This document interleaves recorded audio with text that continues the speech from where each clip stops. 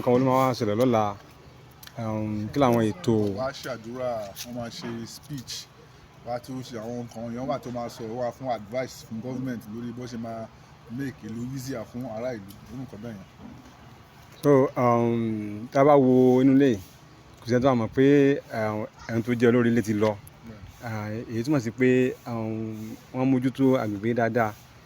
Báwo ló ṣe rọrùn láti ìgbà tí bàbá ti lọ gẹ́gẹ́ bí ọ̀kan nínú àwọn. At least for me, èmi fúnra mi ń sìn nínú gbogbo ọmọ 19 tàjẹ́ dàgbà sílé yìí, èmi nìkan ni mo ṣe ń gbé mi báyìí. Gbogbo àwọn tó kàn, àwọn àbúrò mi, àwọn ẹ̀gbọ́n mi, wọ́n ti lọ sí, àwọn kan wà l'Amẹ́ríkà, àwọn kan wà London, àwọn kan wà ní Belgium, àwọn kan wà ní Abuja, àwọn kan wà ní Victoria Island.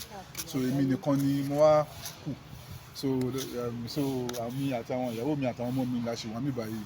And then sometimes kí àwọn àbúrò mi wá láti Amẹ́ríkà, ìgbà ni wọ́n máa dé sí. So I can try láti make sure pé kí o má ṣe ń gbé inú ilé ò dáwóró. So àdúgbò fọlọ́run pé èmi ń sìn kò síbi tí mo fẹ́ lọ mọ́ báyìí. Ìpàdé bọ̀ yìí ti lọ, èmi náà kí n bá lọ sí ilé empty. So I have to stay here. And ilé bàbá mi ni ibẹ̀ ni mo dàgbà sí, so mo wà comfortable níbẹ̀. So kí lẹ miss nípa Daddy? Of course na nǹkan lè dàbí now.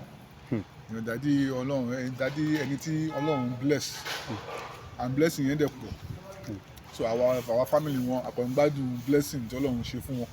So you understand, not that wọ́n ti lọ kò wá easy bẹ́ẹ̀ yẹn mọ́, but àdúgbò fọlọ́run pé a ṣe wà láyé and a ṣe wà ní good health and àbẹ̀sí ń ṣe Islam, a ṣe ń kírun, à ń gbàwẹ̀. So báwọn náà bọ́jú tó wà nìyẹn pé ká máa kírun, ká máa gbàwẹ̀, ká máa sin Ọlọ́run and àdẹ̀ ń try láti continue láti máa ṣe ìyẹn. So Ọlọ́run ló jẹ́ ká kúrò lórí ọ̀nà yẹn, so that gbogbo wa a máa bára wa níwájú Ọlọ́run inshallah. Gẹ́gẹ́ bí bàbá yín ṣe jẹ́ ẹni tí gbogbo ayé mọ̀, kò ń ṣe orílẹ̀-èdè nìkan, káàkiri àgbáyé ni wọ́n ti mọ̀ wọ́n sì fi ipa rere àti orúkọ rere sílẹ̀.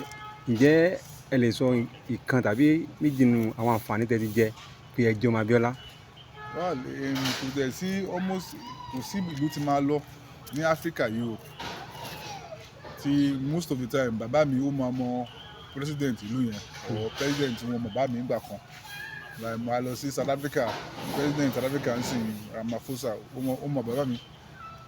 President of Zimbabwe, Mnangagwa ó mọ bàbá mi.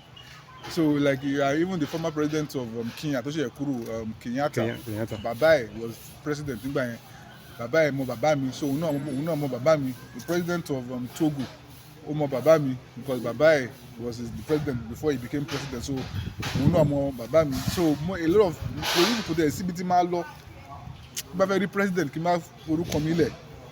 Abiola Nigeria, Abiola wà dẹ̀ máa rí wọn. So orúkọ yẹn ó ṣe help wa inshallah, and bàbá mi ò dẹ̀ bẹ̀ orúkọ jẹ́, and Ọlọ́run jẹ́ káwa náà, Ọlọ́run jẹ́ ká bẹ̀ orúkọ yẹn jẹ́ inshallah.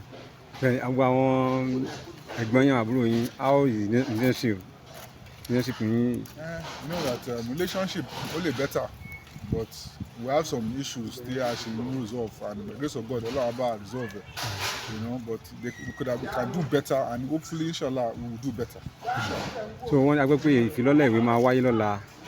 Ìfilọ́lẹ̀ ìwé book launch máa wáyé lọ́la. wọ́n máa ṣe book launch at the symposium on July the 5th. Dr. Layo wọ́n kọ ìwé nípa struggle MKO lórí democracy, ó dẹ̀ fẹ́ launch on his birthday inshallah. Okay. Lẹ́ẹ̀kan sí ká tún máa lọ orúkọ yín lẹ́kùnrin rẹ̀ sà. Orúkọ mi Alhaji Ọlálékan Yushau Abiola. Ẹ ṣé gan sà. Ẹ ṣé gan.